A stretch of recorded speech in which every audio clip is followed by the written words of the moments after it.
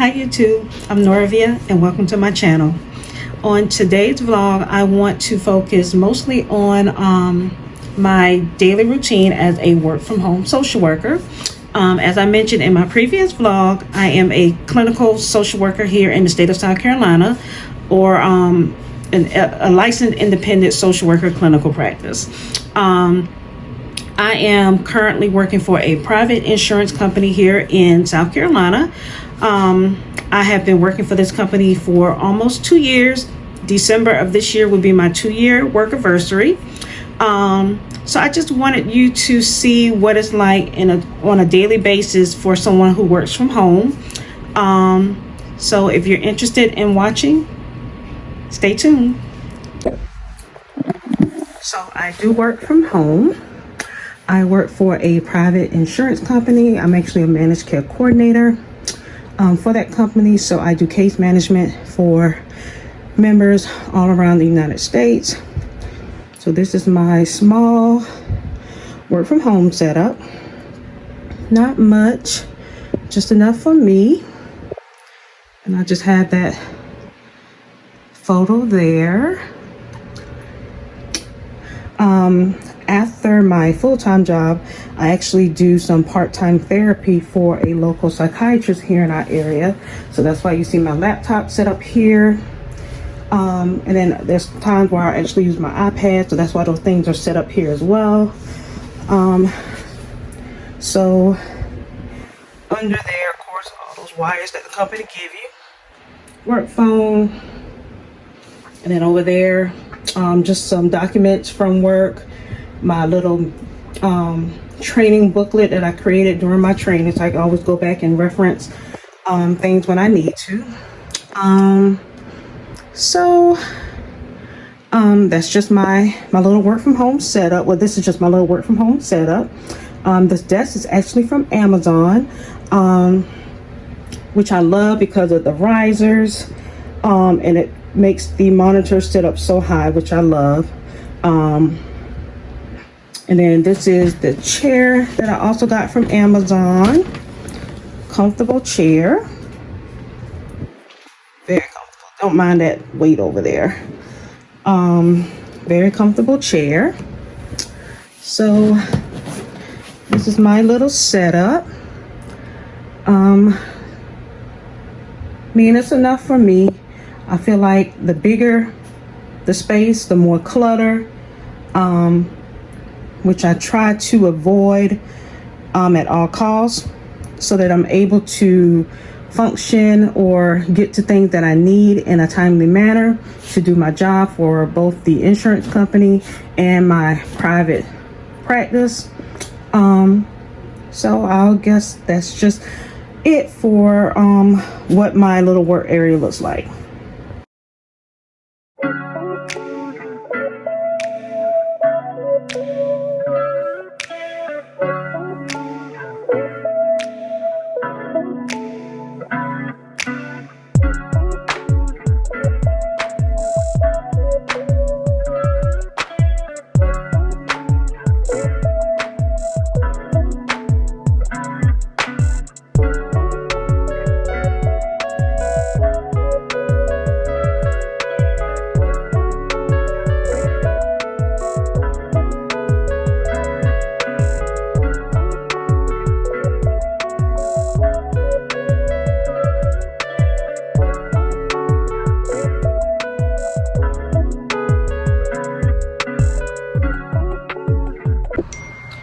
So on average, I may work with about 15 to 20 members a day. Just trying to make sure there are no case management needs, and if there are any case management needs, assisting those members with getting the resources that they need in place. I have actually been working with this company since December of 2021. This was my first work from home job. I actually love it.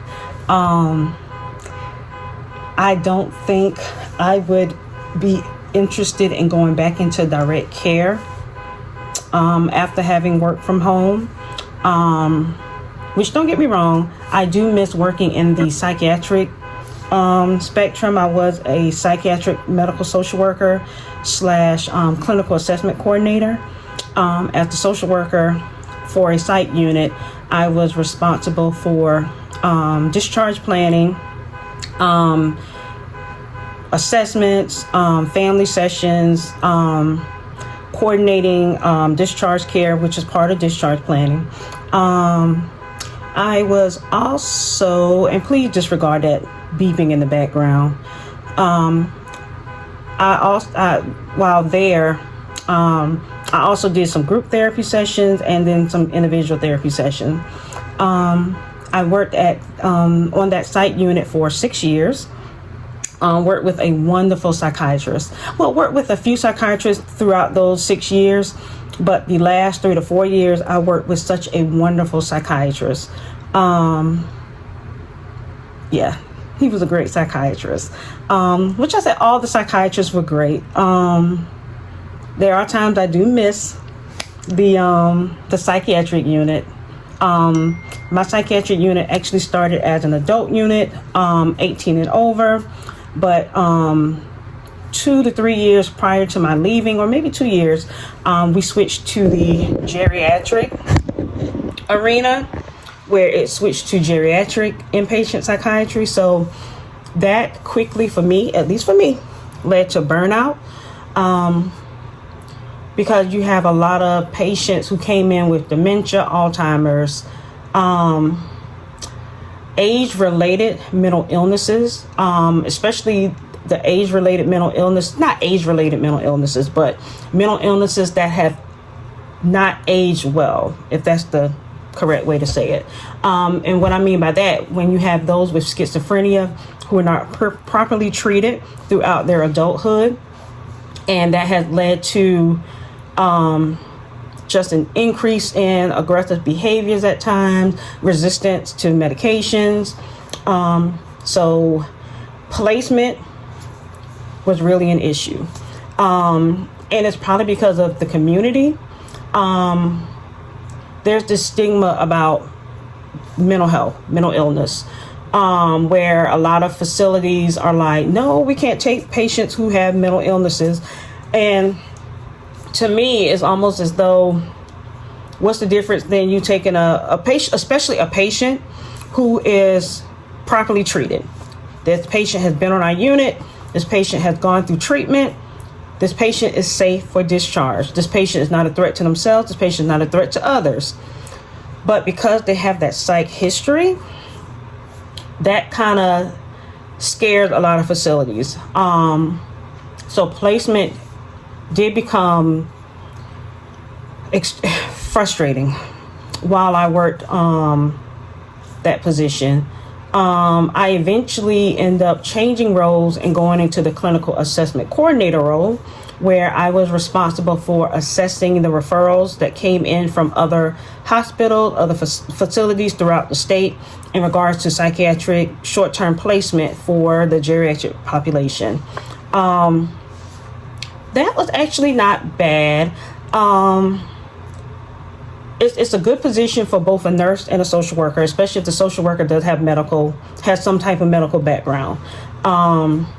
Because my mom was a nurse, my sisters are nurses, so a lot of the things I've heard them say, I was able to actually utilize while assessing patients and their just whether or not they would be a good fit, not only psychiatrically, but medically for our inpatient unit. Because a lot of times patients have to be medically cleared before they can come onto our unit. And during this time, it was really after the surge of COVID. So you had a lot of patients where most people would miss if they're having miss the oxygen levels. They would miss things like if they're on a CPAP machine, breathing issues. Those are things that people, I feel like if they did not have the medical background, they would miss. And then you would end up with patients on your unit who may have come in with COVID. So now you have to shut the entire unit down because you don't want to expose other patients to COVID, which we had that. We had a whole shutdown. That's another story. So if I had to choose between which type of population I enjoy working with the best, and I can only judge based on the adults and geriatric, because I have not worked at a psych facility for children. I just haven't. I have done therapy with children. I just have not been on an inpatient unit for children. I guess I would say the adults. And I think a lot of people shy away from adults, especially here in this community, especially if they don't have insurance. Psychiatric services are expensive. Psychiatric medications can be expensive. So a lot of facilities may be afraid to take on patients who are 18 and over who may not have insurance, which become difficult when it's time for discharge planning, because I had one psychiatrist who I worked with there. That was one of his main goals. If a patient did not have insurance, he would make sure he was prescribed medication that were sufficient for the patient, but that the patient could afford. Like Walmart has the $4 medications where there are some psychiatric meds on that $4 list. So I really appreciate him for that. He would, and that's what our team meetings were about. We would organize our patients based on, we would make sure we identify each patient's barriers. And if insurance was one of those barriers, that psychiatrists would make sure they prescribe medication that would be covered under that Walmart $4 medication. Or if they needed like a long-term injectable, that psychiatrist would make sure it was an injectable that was part of a prescription program that the local mental health community was involved in, so that a member would be able to get that injection on a monthly basis so that they can remain compliant with medications. So there just is different aspects of that type of social work in regards to working on a psychiatric unit. So that's just me rambling. So I guess I'll just go ahead and continue with my work for the day. And then I'll just catch up with y'all later.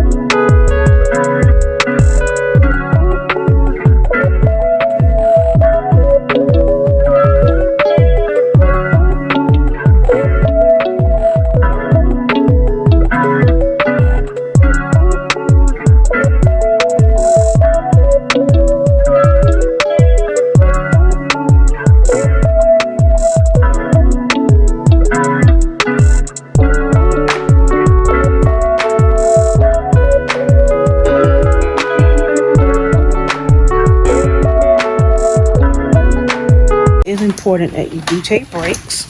So with my schedule, I'll try to reach out to at least 4 members in an hour, depending upon if that member answers the phone or not, how long of that hour I have. So after making those attempts, I at least try to take a 10-minute break. I do get outside I just can't leave because I'm technically on the clock. I'm working. All right, so I will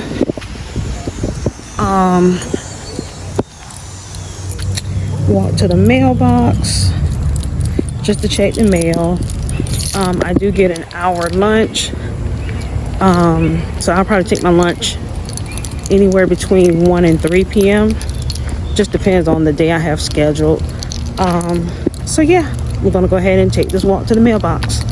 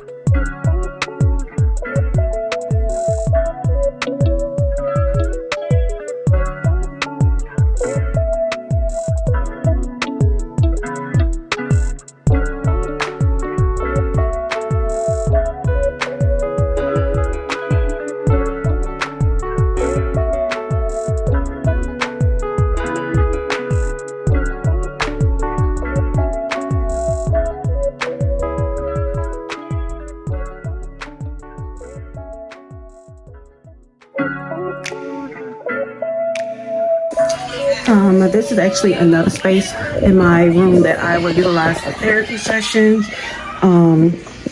I'll most times just sit in that chair, put my iPad or my laptop here for my virtual sessions. So just trying, like I said, just trying to utilize as much space in this room as I can. So that's, I guess, another work from home setup, which is a little less cluttered.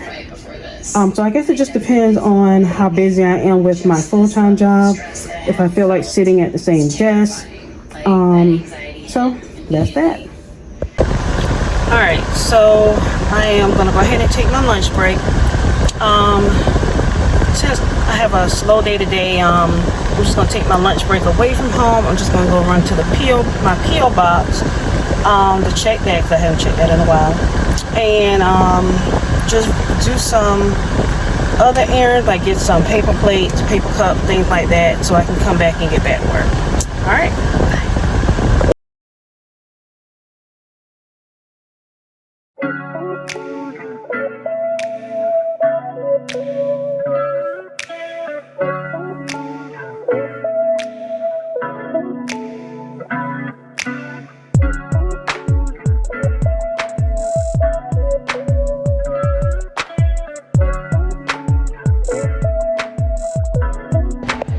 So, excuse me, I went ahead and put my bonnet back on because I have the headset on my hair and I don't want it to tug.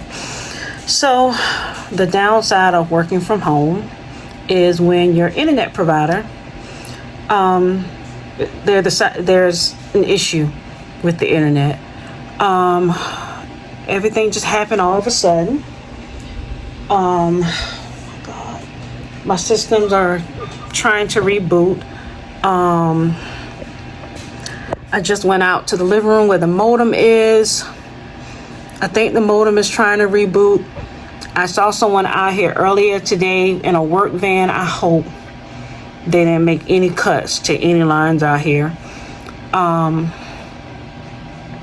that is one of the downsides of working from home, technical issues. So I have texted my supervisor just to let her know I'm having technical issues on my end. Which is strange because their system are having some shutdowns as well. It's just strange all of it happened at the same time.